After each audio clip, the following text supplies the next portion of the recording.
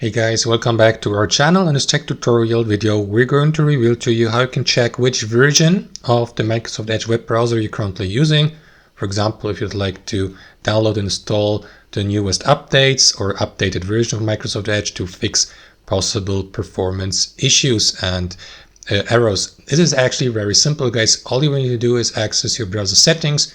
Here on Edge, click into these three dots in the top right corner of your home screen, click into settings, and after that, inside your browser settings, click into About Microsoft Edge here at the bottom of that left panel, and there you go. After that, Edge will automatically check which version you're using and if there are new updates available online, so that you may, for example, install these if needed. As you can see, my Microsoft Edge version is up to date. Below you'll see the exact version, the version number, and yeah, that's how you check which Edge or Microsoft Edge browser version you're currently using.